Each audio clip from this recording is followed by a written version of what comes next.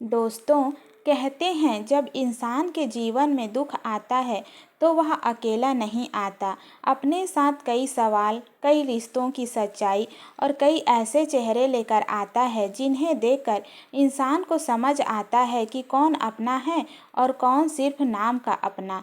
आज की कहानी भी एक ऐसी ही लड़की की है जिसे उसके अपने ससुराल वालों ने उनके पति की मौत का जिम्मेदार ठहराकर घर से निकाल दिया था। लेकिन उन्हें क्या पता था कि जिस लड़की को वे अपशगुन समझकर घर से निकाल रहे हैं, एक दिन वही लड़की किसी की ज़िंदगी बचाने के लिए कुछ ऐसा किया कि जिसकी कोई कल्पना भी नहीं कर सका। तो चलिए शुरू करते हैं आज की भावुक और दिल छू लेने वाली कहानी। दोस्तों, एक छोटे से शहर में रीना नाम की एक लड़की रहती थी। रीना की उम्र केवल 25 साल की थी। वह बहुत शांत, संस्कारी और मेहनती लड़की थी। बचपन में ही उनके माता पिता इस दुनिया से चले गए थे। उसके बड़े भाई और भाभी ने ही उसे पाल पोस कर बड़ा किया था। जब रीना 18 साल की हुई तो उसके भाई ने उसकी शादी एक अच्छे लड़के से कर दी।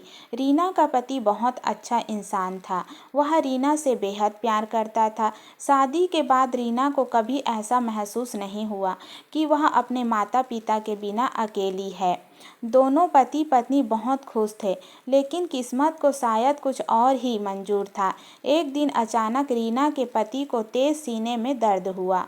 परिवार वाले उन्हें अस्पताल लेकर भागे, लेकिन डॉक्टरों ने बहुत कोशिश करने के बाद भी उन्हें बचा नहीं पाया। रीना की पूरी जिंदगी एक पल में उजड़ गई। वह अपने पति के शव के पास बैठकर फूट फूट कर रो रही थी। उठिए ना, आप मुझे छोड़कर नहीं जा सकते। आपने तो कहा था कि आप जिंदगी भर मेरा साथ देंगे, फिर मुझे अकेला क्यों छोड़ दिया। लेकिन रीना की आवाज़ का कोई जवाब नहीं आया। उस दिन के बाद रीना की जिंदगी पूरी तरह बदल गई। उसने अभी अपने पति की मौत का दुख संभाला भी नहीं था कि उसके ससुराल वालों ने उसे ही अपने बेटे की मौत का जिम्मेदार ठहराना शुरू कर दिया। एक दिन उसके ससुर ने गुस्से में रीना को धक्का देते हुए कहा, निकल जा हमारे घर से। रीना रोते हुए बोली, बापूजी, मैंने क्या गलती की है? मैं कहाँ जाऊँगी? मेरा इस दुनिया में आपके अलावा कोई नहीं है। लेकिन उसके ससुर का दिल नहीं पसीजा। उन्होंने चिल्लाकर कहा, तुम हमारे बेटे के लिए अपशगुन थी। तुम्हारे घर आने के बाद ही हमारा बेटा हमसे दूर हो गया। तुमने ही हमारे बेटे को खा लिया। यह सुनकर रीना के पैरों तले जमीन खिसक गई। बापूजी, ऐसा मत कहिए। मैंने उन्हें नहीं खोया है क्या? मैं भी तो उनकी पत्नी थी। मैं भी तो उनसे प्यार करती थी, लेकिन किसी ने उसकी एक नहीं सुनी। उसकी सास ने भी मुंह फेर लिया। रीना का सामान घर से बाहर फेंक दिया गया। वह अपने सामान के पास बैठकर रोती रही। मैं कहाँ जाऊँगी? मेरा कोई नहीं है। आप लोग मुझे जैसा रखेंगे मैं वैसे ही रहूँगी। बस मुझे घर से मत निकालिए। लेकिन उसके ससुर ने उसके मुंह पर दरवाज़ा बंद कर दिया। उस रात रीना अपना छोटा सा सामान लेकर नदी के किनारे जाकर बैठ गई।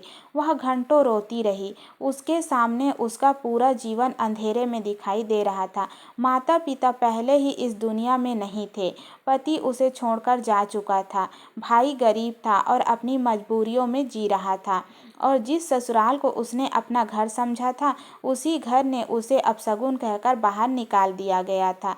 तभी सड़क से एक बस गुजरी। रीना ने अपनी आंखों से आंसू पोंछे और बिना सोचे उस बस पर बैठ गई। उसे नहीं पता था कि बस कहाँ जाना है। बस जा रही थी। उसे सिर्फ इतना पता था कि अब उसे अपने पैरों पर खड़ा होना है। कुछ घंटों बाद बस एक बड़े शहर में रुकी। रीना बस से उतर गई। उस शहर में उसका कोई अपना नहीं था। ना कोई पहचान, ना कोई सहारा, ना रहने की जगह। काफ़ी देर तक वह सड़क के किनारे बैठी रही। फिर उसे एक छोटे से होटल में काम मिल गया। वह वेटर का काम करने लगी। एक छोटे से कमरे को किराए पर लेकर रहने लगी। दिन में होटल में काम करती और रात में अकेले अपने कमरे में बैठकर अपने पति की तस्वीर देखकर रोती। लेकिन रीना ने हार नहीं मानी। उसने मन में सोचा, आज जिंदगी ने मुझे अकेला कर दिया है, तो मैं अपनी ज़िंदगी खुद बनाऊंगी। रीना ने अपनी पढ़ाई फिर से शुरू कर दी। उसने कॉलेज में एडमिशन लिया। दिन में काम, शाम को पढ़ाई और रात में अपने छोटे से कमरे में किताबें। धीरे धीरे रीना ने अपनी ज़िंदगी को संभालना शुरू कर दिया। वह बहुत कम लोगों से बात करती थी। उसे डर था कि कहीं फिर कोई रिश्ता टूट ना जाए। उसे नहीं पता था कि उसी शहर में उसकी ज़िंदगी बदलने वाली थी। रीना जिस बिल्डिंग में किराए पर रहती थी, उसी बिल्डिंग में कुछ समय बाद एक कॉलेज के प्रोफेसर अपने माता पिता के साथ रहने आए। उनका नाम था आदित्य। आदित्य 35 साल के थे और उसी कॉलेज में प्रोफेसर थे जहाँ रीना पढ़ती थी। लेकिन ना तो रीना को पता था कि उसके नए पड़ोसी का बेटा उसका प्रोफेसर है, और ना ही आदित्य को पता था कि जिस लड़की की उसकी माँ तारीफ करती रहती है, वह उसी की छात्रा है। एक दिन रीना की मुलाकात आदित्य की माँ से बाजार में हुई। आदित्य की माँ काफ़ी कमज़ोर थी। जब वह सामान लेकर चलने लगी तो अचानक उनके हाथ से सामान गिरने लगा। रीना ने तुरंत आगे बढ़कर सारा सामान पकड़ लिया। अम्मा, ध्यान से चलिए, आपका सामान गिरने वाला था। आदित्य की माँ मुस्कुराई। धन्यवाद बेटा, अगर तुम नहीं होती तो सारा सामान सड़क पर गिर जाता। रीना ने कहा, अम्मा, इसमें धन्यवाद की क्या बात है। फिर रीना उन्हें उनके कमरे तक छोड़ने चली गई। उस दिन आदित्य घर पर नहीं थे। रीना उनके पिता को नमस्ते करके वापस लौट आई। धीरे धीरे रीना और आदित्य के माता पिता के बीच एक अपनापन बन गया। कभी रीना उन्हें बाजार में मिल जाती, कभी वह उनकी तबीयत पूछने उनके घर चली जाती, कभी कभी तो वह उनके लिए खाना भी बना देती। आदित्य की माँ रीना को अपनी बेटी जैसा मानने लगी थी। लेकिन सबसे बड़ा रहस्य अभी बाकी था। एक दिन आदित्य की माँ की तबीयत अचानक बहुत ज़्यादा खराब हो गई। उन्हें अस्पताल ले जाने के लिए एम्बुलेंस बुलाई गई। उसी समय रीना अपने काम से वापस लौट रही थी। जैसे ही उसने एम्बुलेंस के पास भीड़ देखी, वह रुक गई। तभी उसकी नज़र एक महिला पर पड़ी। रीना चौंक गई। अम्मा! वह तुरंत उनके पास पहुंची। उसी समय एक आदमी भी वहां आया। रीना ने पहली बार उसे देखा। वह आदमी कोई और नहीं बल्कि उसका कॉलेज का प्रोफेसर आदित्य था। आदित्य ने रीना को देखकर आश्चर्य से कहा, रीना, तुम यहाँ? रीना ने भी हैरानी से पूछा, सर, आप यहाँ कैसे? और अम्मा को क्या हुआ? आदित्य ने घबरा कर कहा, ये मेरी माँ है, इनकी तबीयत बहुत खराब हो गई है। रीना कुछ पल के लिए चुप रह गई। उसे विश्वास ही नहीं हो रहा था कि जिन अम्मा बाबूजी से वह इतनी आत्मीयता से मिलती थी, वे उनके अपने प्रोफेसर के माता पिता थे। रीना बोली, सर, आप चिंता मत कीजिए, मैं भी आपके साथ अस्पताल चलती हूँ। उस दिन रीना अस्पताल में आदित्य के साथ रही। डॉक्टरों ने इलाज किया। कुछ घंटों बाद आदित्य की माँ की हालत ठीक हुई। उस दिन के बाद आदित्य को पहली बार पता चला कि रीना सिर्फ उसकी छात्रा ही नहीं, बल्कि उनके माता पिता की मदद करने वाली वही लड़की है जिसकी उसकी माँ अक्सर तारीफ करती थी। धीरे धीरे आदित्य और रीना के बीच बातचीत बढ़ने लगी, लेकिन रीना हमेशा एक दूरी बनाए रखती थी।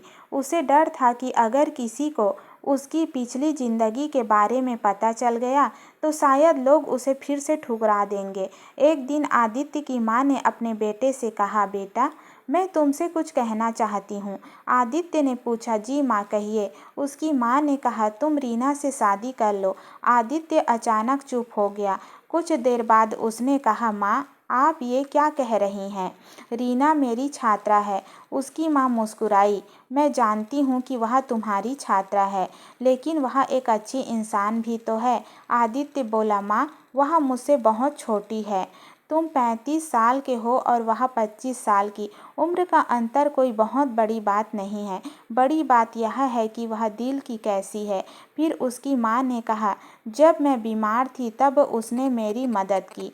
हम उसे ठीक से जानते भी नहीं थे, फिर भी उसने हमारी मदद की। वह खुद नौकरी करती है, पढ़ाई करती है और अपना खर्च खुद उठाती है। इसके बावजूद जब मैं बीमार हुई तो वह मेरी बेटी बनकर मेरे साथ खड़ी रही। आदित्य चुप हो गया। उसने कभी रीना के बारे में उस नज़र से सोचा ही नहीं था, लेकिन उसकी माँ की बातें उनके मन में बस गई। कुछ दिनों बाद रीना के जीवन का सबसे दुखद दिन फिर से आ गया। वह अपने कमरे में अकेली बैठी थी, उसकी आंखों में आंसू थे। तभी आदित्य के माता पिता उनके घर पहुंचे। रीना ने दरवाज़ा खोला और उन्हें देखकर बोली, अम्मा, बाबूजी, आप दोनों यहाँ आइए, अंदर आइए। उसने उन्हें बैठाया और पूछा, आप लोग चाय लेंगे या कॉफ़ी बनाऊं? आदित्य की माँ ने उनका हाथ पकड़ लिया।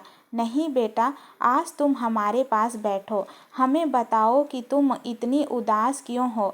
रीना की आंखों में आंसू आ गए। वह बोली, आज का दिन मेरे लिए बहुत दुखद है। आदित्य की माँ ने पूछा, क्या आज के दिन तुम्हारे माता पिता इस दुनिया से चले गए थे? रीना ने सिर हिलाया। नहीं अम्मा, मेरे माता पिता तो बचपन में ही चले गए थे। फिर वह कुछ पल चुप रही। उसकी आंखों से आंसू बहने लगे। आज के दिन मेरे पति मुझे हमेशा के लिए छोड़कर चले गए थे। आदित्य और उनके माता पिता चुपचाप उनकी बातें सुन रहे थे। रीना ने कहा, मेरे पति बहुत अच्छे थे। उन्होंने मुझे कभी अनाथ होने का एहसास नहीं होने दिया, लेकिन उनकी मौत के बाद मेरे ससुराल वालों ने मुझे ही उनके बेटे की मौत का जिम्मेदार बना दिया। फिर उसने पूरी कहानी बता दी। उन्होंने मुझे कहा कि मैं अपशगुन हूँ। उन्होंने कहा कि मैंने उनके बेटे को खा लिया। उन्होंने मुझे घर से निकाल दिया। आदित्य की माँ की आंखों में आंसू आ गए। उन्होंने पूछा, फिर तुम अपने भाई के पास क्यों नहीं गई? रीना बोली, मेरे भाई और भाभी बहुत गरीब हैं। उन्होंने मुझे बचपन से पाला है, लेकिन उनकी हालत इतनी अच्छी नहीं है कि मेरा खर्च उठा सके। मैं उन पर बोझ नहीं बनना चाहती थी। यह सुनकर कमरे में कुछ देर तक सन्नाटा छा गया। तभी आदित्य की माँ ने रीना का हाथ पकड़ लिया। बेटा, हम तुम्हारे पास एक बात कहने आए हैं। रीना ने कहा, अम्मा, आप कहिए। अगर मेरे बस में हुआ तो मैं ज़रूर आपकी मदद करूँगी। आदित्य की माँ आंखों में आंसू थे। उन्होंने कहा, बेटा, हम चाहते हैं कि तुम हमारे घर की बहू बन जाओ। रीना जैसे पत्थर की बन गई। उसने धीरे से पूछा, क्या? आदित्य की माँ ने कहा, हम चाहते हैं कि तुम हमारे बेटे आदित्य से शादी कर लो। रीना की आंखें भर आई। वह बोली, अम्मा, आप मुझे शायद नहीं समझ रही हैं। मैं विधवा हूँ। तभी पीछे खड़े आदित्य ने पहली बार आगे बढ़कर कहा, हमें पता है रीना। रीना ने आदित्य की ओर देखा। आदित्य बोला, और सच कहूँ तो इससे मुझे कोई फर्क नहीं पड़ता। रीना की आंखों से आंसू बहने लगे। वह बोली, लेकिन समाज क्या कहेगा? लोग आपको ताने देंगे, कहेंगे कि आपने एक विधवा से शादी की है। आदित्य की माँ ने कहा, बेटा, समाज हमारे दुख में हमारे साथ नहीं था। जब तुम्हें घर से निकाला गया तब समाज कहाँ था? फिर उन्होंने रीना का हाथ पकड़कर कहा, विधवा होना कोई अपराध नहीं है। पति की मौत में पत्नी की क्या गलती? भगवान ने तुम्हारे पति को जितने दिन का जीवन दिया था वह उतने दिन तुम्हारे साथ रहे। इसमें तुम्हारा कोई दोष नहीं है। आदित्य ने कहा, रीना, मैं तुमसे कोई दया करके शादी नहीं करना चाहता। मैं तुम्हें इसलिए पसंद करता हूँ क्योंकि तुम एक अच्छी इंसान हो। तुम मजबूत हो, मेहनती हो और दूसरों के लिए अपने दुख भूल जाती हो। रीना रोते हुए बोली, लेकिन मैं आपको क्या दे सकती हूँ? आदित्य ने कहा, मुझे कुछ नहीं चाहिए, बस तुम्हारा साथ चाहिए। रीना ने आदित्य के माता पिता की ओर देखा। वह कुछ कह नहीं पा रही थी। आदित्य की माँ ने कहा, बेटा, तुम्हें जिंदगी में बहुत दुख मिला है। अब हम चाहते हैं कि तुम्हें एक परिवार मिले। रीना की आंखों से आंसू बहने लगे। उसने हाथ जोड़कर कहा, अम्मा, बाबूजी, आपने मुझे आज वह दिया जिसकी मुझे सबसे ज़्यादा ज़रूरत थी, एक अपना परिवार। कुछ समय बाद रीना और आदित्य की शादी हो गई। शादी में बहुत कम लोग थे, लेकिन वह मौजूद हर इंसान की आंखों में खुशी के आंसू थे। आदित्य के माता पिता ने रीना को अपनी बहू नहीं बल्कि अपनी बेटी बनाकर घर में रखा। और सबसे बड़ी बात, रीना ने अपनी पढ़ाई भी जारी रखी। उसने ग्रेजुएशन पूरा किया और आगे की पढ़ाई करने लगी। जिस लड़की को कभी उसके ससुराल वालों ने अपशगुन कहकर घर से निकाल दिया था, वही लड़की आज एक सम्मानित परिवार की बहू बनकर अपने पैरों पर खड़ी थी। कुछ साल बाद रीना अपने पति के साथ अपने पुराने ससुराल के गांव से गुजरी। उसने दूर से वही घर देखा, वही घर जिसके दरवाजे उसके मुंह पर बंद कर दिए गए थे। आदित्य ने पूछा, क्या हुआ? रीना ने उस घर की ओर देखा और मुस्कुरा कर कहा, कुछ नहीं, बस सोच रही हूँ कि कभी मुझे लगा था कि उस घर के बिना मेरी जिंदगी खत्म हो जाएगी। फिर उसने आदित्य का हाथ पकड़कर कहा, लेकिन भगवान ने उस घर का दरवाज़ा बंद करके मेरे लिए एक नया घर खोल दिया। आदित्य मुस्कुराया। रीना ने आसमान की ओर देखा और मन ही मन अपने दिवंगत पति को याद किया। आप जहाँ भी होंगे मुझे माफ़ कर दीजिएगा। मैंने आपको कभी भुलाया नहीं है, लेकिन ज़िंदगी ने मुझे फिर से जीना सिखा दिया। दोस्तों, किसी महिला का विधवा होना उसकी गलती नहीं होती। किसी इंसान की ज़िंदगी उसके अतीत से नहीं, बल्कि उसके कर्मों और उसके दिल से पहचानी जानी चाहिए।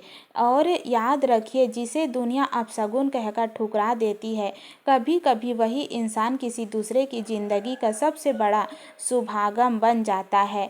आपको यह कहानी कैसी लगी, हमें कमेंट करके ज़रूर बताएं। अगर कहानी अच्छी लगी हो तो वीडियो को लाइक करें और ऐसे ही भावुक और प्रेरणादायक कहानियों के लिए हमारे चैनल को सब्सक्राइब करना बिल्कुल ना भूलें।